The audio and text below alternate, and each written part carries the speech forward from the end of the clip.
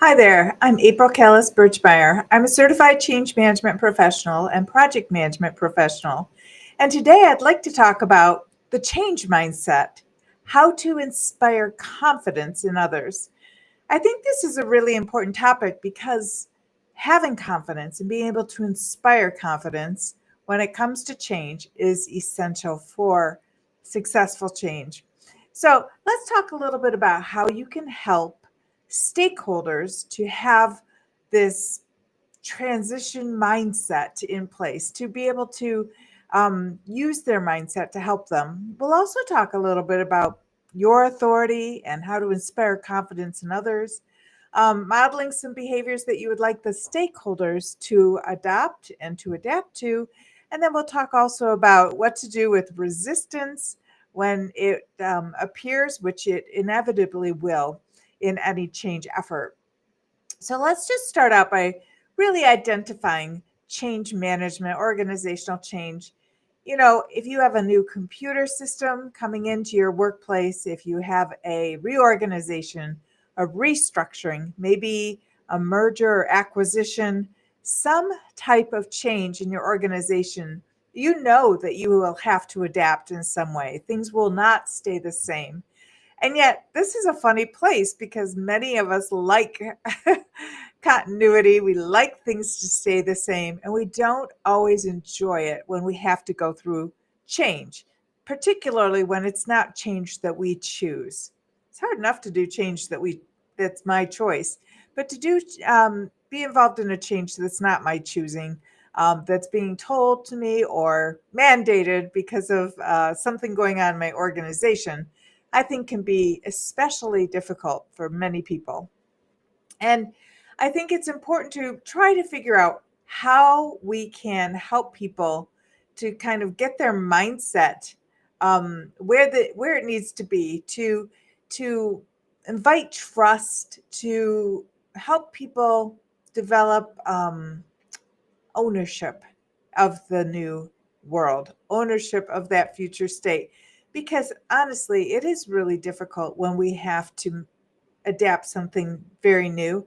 It puts us in a state of discomfort, and that's always difficult. So, one of the jobs of those who are project management professionals or change management professionals, HR professionals, is to help people in the organization get into this mindset shift to accept the fact that change is happening. And it's not that we don't want people to be content, it's just that change equals progress in many cases. And so, part of the important piece of ensuring that people can shift their mindset, can think about their work and their life and their responsibilities at their workplace differently, I think, is to really ensure that they understand the change, that we've told them a story that makes sense to them about what the benefit of this change will be and why they should adopt it. Because when I understand what it is and why it can give me the space to do my own mindset shift, to make my own decision that I will move forward with this change. And I think that's really important. It helps us to move from this mindset of like, why is this happening? Why do I have to do this change? Um, to wondering how can I be a part of this? How can I make it successful? How can I adapt? So I think that's the mindset shift that we're really after when we're thinking about transition. You know, in the States here, it's Veterans Day. And I want to just pause and take a moment to say thank you to all of the veterans who have served and who have protected all of us for so long. And it makes me think about that mindset shift. Can you imagine the mindset shift that it takes to go from a civilian into a protector status? I think it's a very big mindset shift, and there's not a lot of time to allow for people to really get used to that discomfort. And I know that veterans over the past years have suffered so much discomfort and have given the ultimate. And so it's important, I think, to recognize that that is rapid change also. When we have some sort of need for protection, we have a military conflict, and we have to move through change very quickly without having much time to really provide that space for the mindset shift.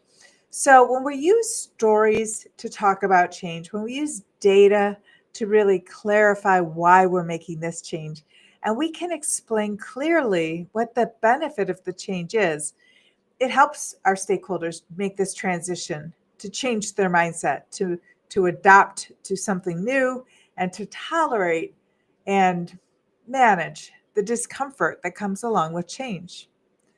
And there's always discomfort with change. I can't even imagine not having discomfort with change. And sometimes people seem so surprised that people struggle with change. But as I mentioned, even when we choose our own change, even when we decide what we want to change for ourselves, we still struggle with that change. It's difficult to maintain it, to implement, number one, but then to maintain it over time and sustain it. And it's essential. Sustaining is essential if we want that change to stick. I also want to talk about how you can become an authority and how you can inspire confidence in your stakeholders. I think becoming an authority is in leadership or in change leadership is not something you just declare.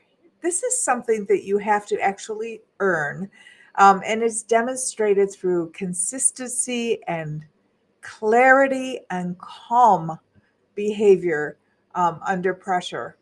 Stakeholders are really looking to leaders, change leaders, um, project leaders, sponsors to provide that clarity and calm, to really provide that reassurance for them, that confidence in them.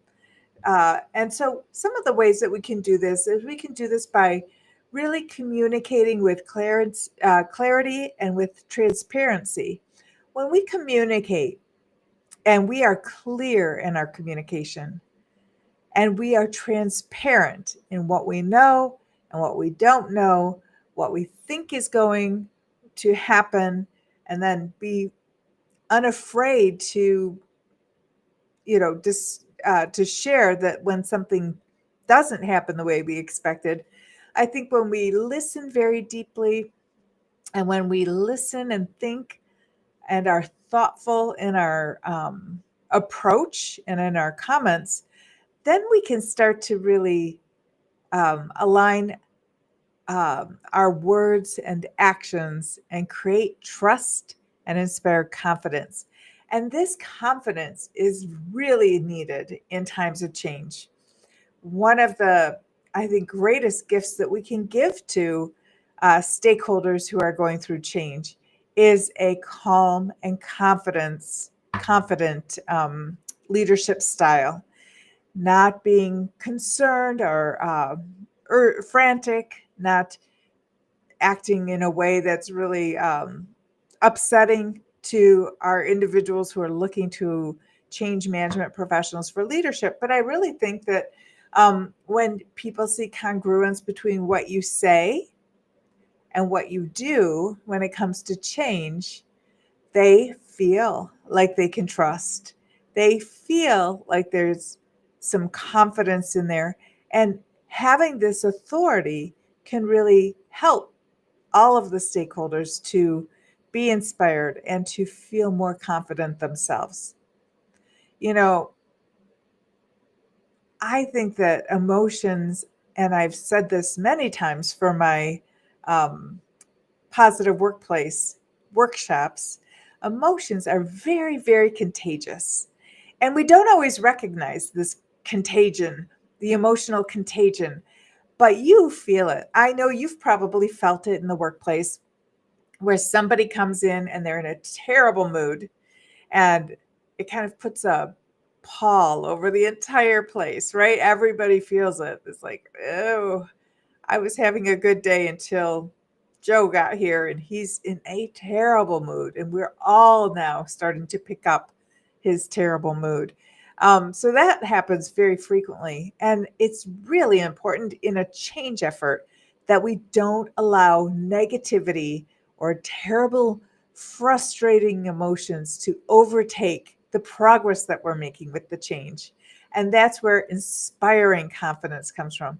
We have to step forward and say, I believe that we are going to make it. It is difficult in the moment, but we are going to do this.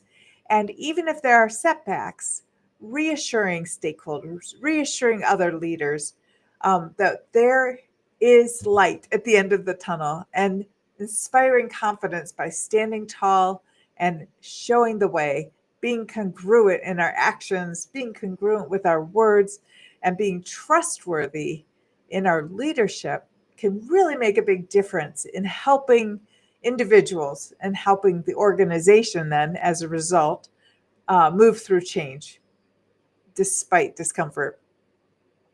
And so I also think it's important when we're inspiring confidence to model the behaviors that we'd like to see from stakeholders.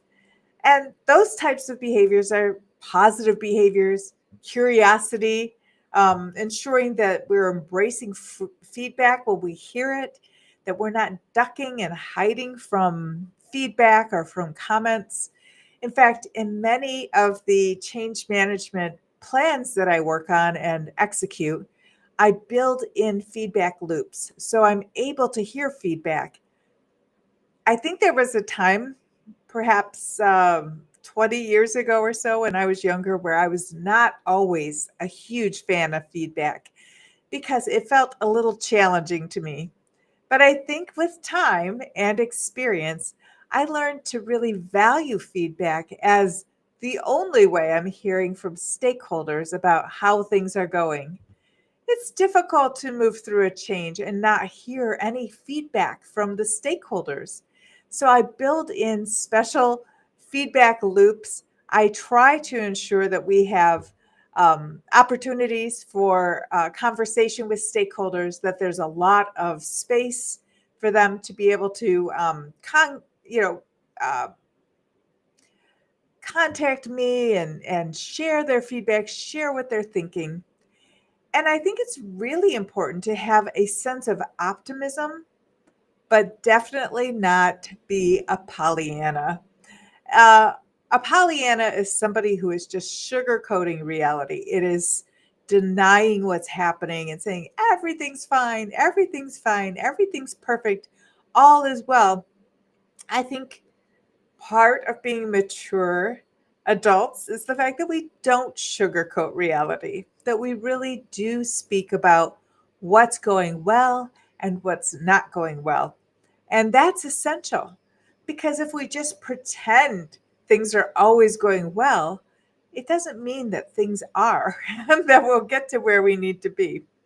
I think also asking a lot of questions and listening carefully to the responses is a great piece of it's a great technique, I'll say, for feedback because when I ask questions and I don't try to supply the answers and I really listen to the response, it makes a big difference in terms of my understanding of where people are. And I know it makes a big difference in stakeholders feeling that I'm being consistent and congruent and that they can trust me with not so great information as well as good information.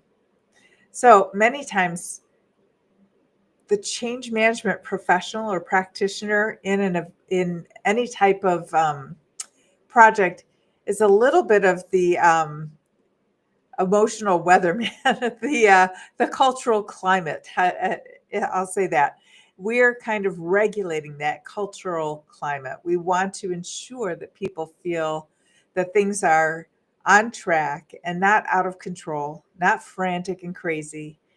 People might feel extremely busy and like they have um, you know, a lot of responsibility. They may feel like they have a lot to push through, a lot of resistance to kind of move out of the way. But I think that we can really tap into our resilience and manage our emotions so that we are modeling positive listening and trustworthy behaviors for stakeholders. I think also I wanted to talk a little bit about dealing with resistance because, as we've talked already, resistance is inevitable in any change effort. It's going to happen. It will happen. It shouldn't be a surprise. And yet there are things that we can do to help um, when we encounter resistance. So if I encounter resistance with a stakeholder, I might be really wanting to dig in a little bit and think about what is that person, that stakeholder, losing in this change. One of the things that people really fear losing is a sense of expertise, a sense of their own expert command of a system or a process. And when we make a change, they do lose that expertise. If we change from, over to Workday, they have lost their expertise in their current system. And that's very disarming. That's not it's really can help people feel disengaged, is what I'll say. I think people feel disengaged when they are no longer the top expert in something. That's a big loss. Or maybe I've always been the person everybody has come to for something in particular, and now that task is gone because of our new change. I'm going to feel like I'm not as essential, and that's a loss for me. So resistance is really coming from that sense of loss, the sense of no longer knowing what you are good for, what you are doing in the new system. And I think that when we're focusing on resistance, many times we think people are just being stubborn or grumpy. But I don't think we always pause to examine, what are they losing in this change? And is there a way that we can help them manage to keep something else? There might be other pieces that are available.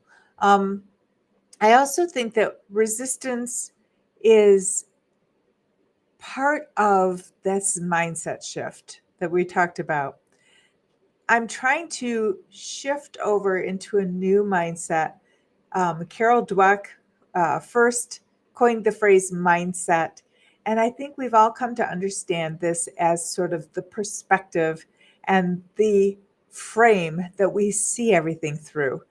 And when I'm looking at this change and I have to adopt a new mindset and I feel resistant because I am losing something, uh, I want people to help me with tools to process this. And I also want to feel that I can provide feedback and that somebody will hear me. Very frustrating to feel unheard. Very frustrating to feel as though nobody cares about the loss. And I'm not really talking about how do we make people feel good. I'm not worried so much about how I make stakeholders feel or how the stakeholders are feeling. I'm concerned about the mindset shift because that resistant mindset can get in the way of helping people move and transition to that future state, to the benefits of the change. And when we get in the way with resistance, we block ourselves from being able to adopt the change. And we're not able to adapt to the new world very easily. And that puts us in a terrible state because if I can't adapt to the new future state, to the new world that is happening because of this change, then I don't have anywhere to go. And I'm not so worried about feelings as much as I'm worried about that organization. Is the organization, which is made up of a group of individuals, going to make it to the future state and experience the benefits of the change? Or are we going to stop really close to that finish line and not sustain that change and sort of fall back into a position of we couldn't get it done? It's really a difficult place to be. And it's where we need to inspire confidence. We need to inspire confidence in others that they can make it, that we will make it, that we're in a struggle, but we can do it. And I think it's important to recognize that when we want to focus on how to inspire others and really thinking about this change mindset. So when people adapt to this new mindset, it takes time. It takes a lot of energy. So there can't be too many other things going on. We have to reinforce the mindset and we have to celebrate progress. We have to really recognize the the path, the journey that we've been on, and how we've managed to move forward and get to the destination that we've been moving toward. I think it's also really important to keep those feedback loops and keep some ability for people to get support and have a little venting if needed about all of this mindset shift and all of this change, because it's not simple, it's not easy, and we can't expect people to um, adopt change and adapt to it without any kind of a bump in the road, without any um, frustration, resistance, or challenge along the way. And accepting that and then helping to sustain, helping everybody to keep going and sustain the change is really the next final step. You know, change is sustained. The way that change has become sustained is when it's normal operating procedure, right? Standard operating procedure, SOP. Once something has become a standard operating procedure, it's sustained. It means that's how we do things around here. And it's surprising how fast we can stop talking about it as the change and just start talking about our process as our process. And then, of course, you know that there will be another change around the corner because that's how all of this works. So, when thinking about this change mindset and really inspiring confidence, I think, keep in mind that these kind of core pieces, that stakeholders need to go through a mindset shift to adopt that change, that you can become an authority by being consistent and congruent, by being trustworthy, and really inspire confidence by your own emotional confidence and by your own attitude and outlook perspective. I think that also helping stakeholders see the behaviors that we want them to adopt, we have to model those behaviors in ourselves. We can't complain about the change and then expect other people not to. We have to be able to adopt and adapt and show the way, show our stakeholders the behaviors that we hope they are moving into. And then we have questions, about why do we have to do this? And all of those are wrapped up with resistance. And in our Ready framework, we talk about the why being a sign that resistance is kind of popping up. And we also talk about some resistance avatars and how we can really shift the way that we interact with people to help them adopt that change and move into a less resistant mode. And then finally, I think helping to sustain that change through support, ongoing support to the point where it's standard operating procedure and everybody is on board and the change no longer needs a lot of time and attention and support, but is in place and it's being sustained. And when we make it there, then we can truly say that we've accomplished that change and we're starting to realize the benefits of the change.